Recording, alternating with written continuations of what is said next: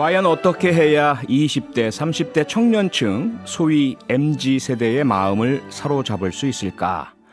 여야 정당과 각 대선 캠프의 가장 큰 고민 가운데 하나인데요. 요즘 정치권에서 최우선 1순위 초대 손님으로 꼽히는 청년 한 분을 오늘 표창원이 만난 사람에 모셨습니다. 90년대생은 대한민국을 어떻게 바라보는가라는 부제가 붙은 책 K를 생각한다의 저자 임명묵 씨입니다. 어서 오세요. 네, 안녕하세요. 네, 안녕하세요. 네, 임명묵 저자와 또 저와의 대화를 직접 보고 싶으신 분, 또 댓글로 참여하고 싶으신 분들은요. 유튜브로 들어오시면 저희들이 지금 생중계하고 있습니다. 유튜브에서요. 표창원의 뉴스아이키 검색해서 들어와 주시면 됩니다. 임명묵 저자 아시는 분도 계시겠지만 모르시는 분도 계실 테니까요. 간단하게 소개 좀 해주시겠어요, 본인? 네, 저는 현재 서울대학교에서 서아시아 지역학을 공부하고 있고요. 네. 그리고 나이는 이제 94년에 태어난 28살입니다. 아하. 근데 이제 책을 이제 90년대생 이야기부터 여러 가지 한국 사회 현안에 대한 얘기를 이제 담은 K를 생각한다를 썼는데 네. 반응이 좀 좋아서 이제 네. 이렇게 여기도 이제 초청을 받아서 오게 됐습니다. 네, 뉴스아이킥에 모셨다는 건 상당히 출세하셨다는 걸 의미합니다. 베스트셀러 특히 한국 사회 비평 분야 이제 베스트셀러에 올라오셨고요. 90년대생이 또 직접 썼다라는 것이 많은 화제를 불러일으키고 있어서 요즘 청년 세대의 그 관심을 붙들고 싶어하는 정치권에서 아마 상당한 많은 그 러브콜을 보내고 있으리라 생각이 되는데요. 우선 K를 생각한다? 이 책을 어떤 계기나 이유로 쓰시게 되신 건가요? 이제 작년 가을쯤부터 책 한국 사회 내지는 그냥 세계의 어떤 전반적인 흐름에 대해서 비평서를 쓰겠다는 계획이 있었는데 근데 네. 주제를 잡고 논의를 발전시키는 와중에서 이제 90년대생 K 방역 그리고 민족주의와 다문화, 386 세대, 그리고 교육과 입시에 관해서 네. 그러니까 이런 주제들은 한국만의 독특한 현상이기도 하고 또 세계적 흐름이 있기도 하고 동시에 네. 이제 제가 생각하기로는 한국 사회에서 좀 좌나 우나 진보나 보수의 패러다임이 아니라 좀 제3의 시각으로 내가 설명을 할 수 있겠다 해서 이제 쓰게 됐습니다. 네. 그러니까 어떠한 한쪽 당파에 치우치지 않고 본인의 경험과 공부의 어떤 성과로 풀어내갈 수 있는 주제다 이렇게 생각하셨단 말씀이잖아요. 예, 그렇다고 할 수 있습니다. 예. 그런데도 불구하고 정치권에서는 상당한 활용을 하고 있는 것 같은데요. 우선 야당이죠. 국민의힘의 초청을 받아서 가서 강의를 하고 오셨죠. 네네. 어떤 이야기 주로 하셨나요? 저는 주로 일관적으로 하는 얘기는 이제 한국 사회에서 이제 두 가지 과제가 있었죠. 산업화와 민주화라고 상징되는. 그리고 사실은 이런 산업화나 민주화는 굉장히 세대와도 연관이 크죠. 그래서 산업화 세대, 민주화 세대라는 말까지 있고. 그렇죠. 네, 제 생각에는 이제 90년대생을 기점으로 해서 산업화나 민주화의 과제가 아니라 정말 90년대생들이 현실에서 느끼는 어떤 그런 문제의식과 과제를 풀어내는 어떤 그런 정치적 비전이 필요하다. 이런 얘기를 이제 좀 하는 편입니다. 네. 그러니까 그런 이야기를 하셨을 때 우리가 흔히 이제 정치권, 저도 이제 정치권에 있다 나왔지만 5, 60대 혹은 그 이상의 어르신들, 젊은이들은 이제 꼰대라고 부르는 그분들이 어떤 반응을 보이시던가요? 그러니까 제 생각에는 어느 정도 뭐랄까 긍정적으로 이제 들으시는 것 같습니다. 아, 그래요? 예, 근데 문제는 이제 그렇다면은 90년대생들이 겪는다는 현실을 네. 어떻게 정의할 것이고 어떻게 평가할 것이고 또 어떤 그 대안과 해결책들을 입안할 것이냐 이 문제에 있어서는 아마 이제 많은 생각들이 이제 있으시겠죠. 아하. 일단은 경청, 청취, 받아들임 이런 부분들은 긍정적으로 보셨는데 그래서 결국 어떠한 산출물이 나올 것이냐는 아직 확신이 없으시다 이런 느낌이 드네요. 아하. 그런데 사실 지금 우리 임 작가를 초청한 이유도 그렇고 현재 대선을 앞둔 한국 정치권에서는 여야 모두 여기 제가 모시는 모든 정치인들 평론가들 다 똑같은 얘기를 하시더라고요. 2030이 결정한다.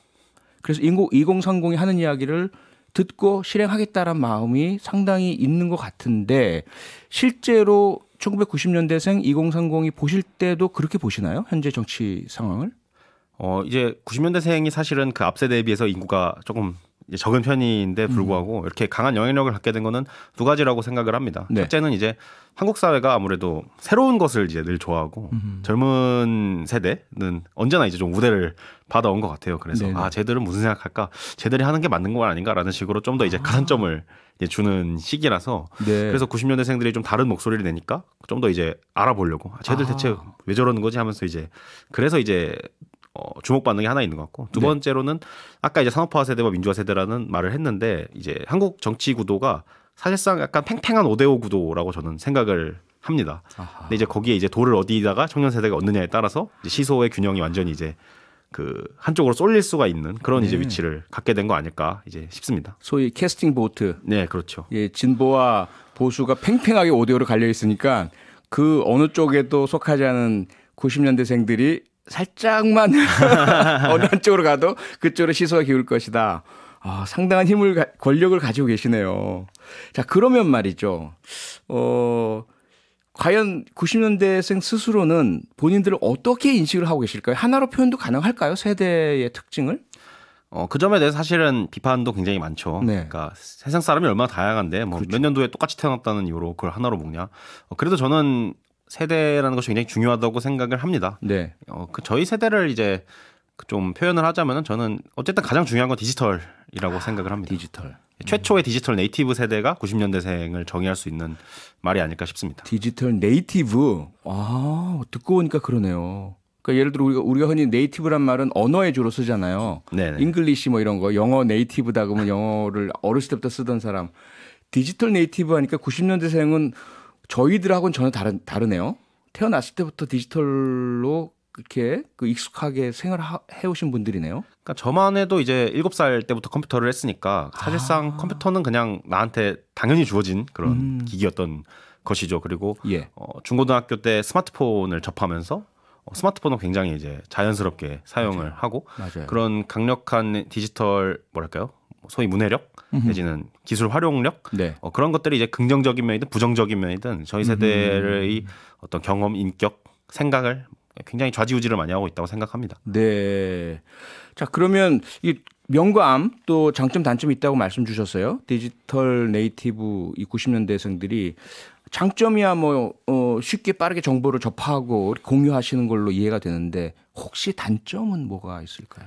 두 가지를 저는 생각을 하는데 하나는 SNS가 만들어낸 부정적인 영향입니다. 그러니까 인스타그램에는 불행이 없다라는 말이 있는데 그러니까 모두가 이제 자신을 과시하는 그런 자랑하는 건데 있는 척하고. 예. 그런데 내가 그거를 봤을 때 쟤는 저렇게 잘 사는데 난 왜 이러지? 하면서 또 자신을 어떻게든 과시하려고 막 으스대고 부자연스러운 거 연출하고 그러니까 그런 것들이 이제 개인의 인격을 계속해서 이제 안 좋은 영향을 많이 주는 거죠. 비교하게 되고 네. 자존감을 깎고 불안하게 하고 그런 게 일단 첫 번째 영향이고 두 번째는 이제 온라인 공간은 내가 이제 어디서 활동할지 어떤 말을 하고 들을지를 선택할 수 있다는 말이죠. 그러면 당연히 듣고 싶은 말만 듣고 하고 싶은 말만 하게 되는 반향실 효과라고 하는 것을 이제 얻게 됩니다. 그러니까 네. 같은 소리만 이제 맴돌게 되는 것이죠. 소위 말하는 확증 편향. 예. 아하. 근데 이제 90년대생들 같은 경우에는 그렇게 엄청나게 파편화되다 보니까 그들 사이에서의 사실상 정보 교류는 없고 갈등은 엄청 심해지고 있어서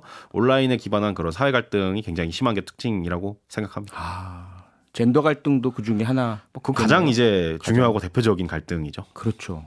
그러니까 제가 이 꼰대 세대로서 참 무모하게도 20대 젠더 갈등 해결해 보겠다고 여러분들 모셔서 얘기 듣다가 3시간 동안 혼만 나고 말았던 아주 처참한 기억이 있는데 그게 그렇게 쉽게 해결될 문제가 아니라는 것을 뒤늦게 깨달았어요. 근데 그런 부분들 지적해 주고 계신 거죠. 그러면 이제 정치 부분은 어떨까요? 정치 쪽에서는 2030 청년 세대가 결국 캐스팅 보트 다 키를 쥐고 있다라고 하는데 스스로도 그렇게 느끼고 정치에 관심이 많으신가요? 저 같은 경우는 정치적 관심이 계속해서 늘어왔던 것 같습니다. 개인적으로는 그렇고 세대적으로 보면 세대적으로는 이제 탄핵을 어쨌든 주도적으로 또 이제 시위에도 나섰고 네. 그 굉장히 현 여당 지지 성향이 강했는데 최근 들어 이제 최근 2, 3년 사이에 굉장히 그런 급속한 뭐랄까 정치적 전환이 있었기 때문에 소위 조국 전 장관과 관련된 일을 계기로 뭐 그것은 여러 계기 중 하나였던 것 같은데 네. 중요한 계기는 맞죠. 중요한 계기가 되고 네네. 그런 과정을 거치면서 정치적으로 관심을 갖게 된 사람들이 많이 늘은 거는 분명한 것 같습니다. 네. 제 주변에서도. 예. 그게 그럼 저희들이 볼 때는 공정이라는, 그러니까 전 박근혜 전 대통령 탄핵 시에 나라가 이래도 돼, 뭐 정유라의 돈도 실력이야, 이런 것에 분노했던 청년 세대들이 이 다른 쪽으로, 지금의 여당 쪽으로 힘을 실어줬었는데 여당 쪽에서도 불공정한 게 보이니까 화가 나시고, 이렇게 저희들이 이해하고 있는데 그게 맞나요? 일단은 첫 번째는 이제 말씀하신 골자는 저도 동의를 하는데 네. 이제 구체적으로 좀 들어가 보자면은 예. 일단은 보수 정당이 집권을 하고 있을 때 예. 그때 이제 청년 커뮤니티에서 많이 나왔던 말이 노오력론이었습니다. 그러니까 노력론이었는데 노력론. 예. 꼰대들은 항상 노력하라고만 하고 예. 뭐 노력해도 뭐 얻을 수도 없는데 네. 그렇게 우리 너무 피곤하다, 아하. 너무 지쳐 있다 경쟁에, 네. 이런 이제 굉장히 말이 많았죠. 그래서 그렇죠. 예. 민주당이나 진보 진영에서는 복지국가론, 그리고 뭐 소득주도 성장론, 네. 뭐 이런 여러 가지 이제 경제 정책과 대안들을 이제 제시를 해줬죠. 예. 그러니까 그렇게 지치고 노력하지 않아도 인간적인 삶을 살 수 있도록 사회를 만들어줄게라고 네네. 했었는데 예. 이제 저는 핵심적으로는 18년, 19년을 거치면서 소득주도 성장이 실패한 게 좀 큰 원인이었다고 생각을 합니다. 근데 이제 그 상황에서 이제 민주당의 어떤 그런 정책적인 어떤 대안이 조금 잘 작동을 하지 않은 상태에서 그나마 도덕성이 이제 그래도 자산이었죠. 그러니까 네. 우리는 국정농단을 하지 않았고 저렇게 반칙을 쓰지도 않았고 뭐 그런 것이 이제 자산이었는데 네. 그런 것이 딱히 도덕적 우위가 아니라고 인식이 된 거죠. 네. 이제 조국 사태라든가 뭐 그런 여러 가지 뭐 이제 사건을 통해서 이제 그런 것들이 좀 주된 어떤 정치적 지지의 어떤 역전을 좀 설명할 수 있다고 저는 보고 있습니다. 그러니까 기본적으로 청년의 삶이네요. 네, 뭐 그렇죠. 취업, 부동산, 뭐 주거 이런 모든 걸 포함해서 복지 정책으로 해결해 주겠다고 했는데 그게 안 됐고 결국 네. 거기에다 공정성 문제도 불거지니까 많은 좀 배신감, 실망감 느끼셨다. 네네, 좀 주변에 그런 반응을 많이 접했죠. 예. 자, 그런 가운데 국민의힘, 전통적으로는 청년들로부터 그다지 인기가 없었던 국민의힘이 이준석 청년 대표가 선출되면서 상당히 많은 관심과 그리고 인기도 얻고 있는 것 같아요. 뭐 실제로도 그렇게 느끼시나요? 네네, 좀 그렇게 느꼈습니다. 아하. 어떤 식으로 주로 반응을 하시나요? 이준석이라는 한 사람만으로 그러는가요? 아니면 국민의힘 전체의 어떤 경향성이 친청년으로 바뀌고 있다고 느끼시고 계신가요? 사실은 국민의힘 전체가 좀 친청년으로 뭐랄까요, 그렇게 흐른 것 같지는 않습니다. 아무래도 네. 기본적으로 대구 경북 지역과 그 다음에 노년층을 중심으로 한 어떤 코어라고 할까요? 그런 점은 이제 명확하게 이제 아직도 이제 갖고 가고 있죠. 근데 네. 이제 그 뭐랄까, 청년층이 캐스팅 보트로 부상을 하면서 그들에게 이제 다가가려는 노력들이 이제 그 중에 하나가 이제 이준석 당대표의 부상이었던 것 같은데, 여기서 네. 저는 20대가 남성과 여성으로 굉장히 나뉘어 있다는 걸 좀 강조를 하고 싶습니다. 그러니까 20대 남성들이 이준석 대표를 사실상 대표로 만들어준 거라고 저는 좀 보고 있거든요. 네. 그러니까 이제 이준석 대표 같은 경우에는 굉장히 그 미디어라든가 혹은 커뮤니티 문화, 밈 문화 이런 거에 굉장히 좀 뭐랄까 정통하신 분이죠. 그렇죠. 그래서 그런 것을 바탕으로 활동을 했고 거기에 이제 열렬한 20대 남성 팬층이 따라 붙으면서 대표가 된 것 같습니다. 그런 네. 그런 어떤 수용력이 이제 국민의힘 당에서 빨랐던 이유는 2016년 총선 이래로 5년 내내 선거에서 패배를 하고 있으니까 아마 그런 위기의식이 그래도 우리 뭔가 수용을 해야 되겠다라는 어떤 그런 뭐랄까요, 전향적인 태도를 만든 것 같은데, 네. 이제 대표가 된 이후에 아무래도 그런 조율 과정이랄까요? 그러니까 청년층, 새롭게 이제 들어온 청년 지지층과 네. 당의 기존의 전통적인 어떤 지지층 사이에서의 갈등은 좀 봉합이 안 돼서 그 점이 좀 현재의 좀 혼란상, 그러니까 국민의힘 내부의 혼란상을 만들어내고 있는 것 같습니다. 아, 예. 말씀 주신 것처럼 청년층이 특히 남녀 젠더로 많이 갈려 있다는 말씀 주셨고요. 특히 이준석 당대표에 대해서는 남성 청년층이 상당한 그런 그 응원 지원 세력이 되고 있다고 말씀 주셨는데, 그럼 반대로 일각에서는 이제 이준석 대표가 젠더 갈등을 조장한다, 남성 편을 많이 들면서 오히려 여성들로부터는 반발을 사고 있다, 이런 얘기도 있던데, 그로 인한 어떤 부정적인 영향 효과는 그렇게 많이 안 보이는 것 같아요. 그건 왜 그렇다고 보세요? 일단은 이준석 대표가 젠더 갈등을 조장 내지는 뭐랄까 자극한다기보다는 네. 이미 인터넷 커뮤니티나 아니면은 저 청년 세대의 어떤 담론에 있어서 젠더 갈등은 광범위하게 확산돼 있고 엄청나게 중요한 의제로 이미 부상했던 상태였는데, 네. 사실상 젠더 갈등을 대중들이 이제 20대 남성이란 대중들 혹은 20대 여성이란 대중들이 젠더 갈등을 하고 싶은 상태에서 대변자가 없던 상황이었던 거죠. 그러니까 그들이 사실상 이준석이라는 어떤 아바타를 끌고 온 것이라고 저는 생각을 하고 있습니다. 네.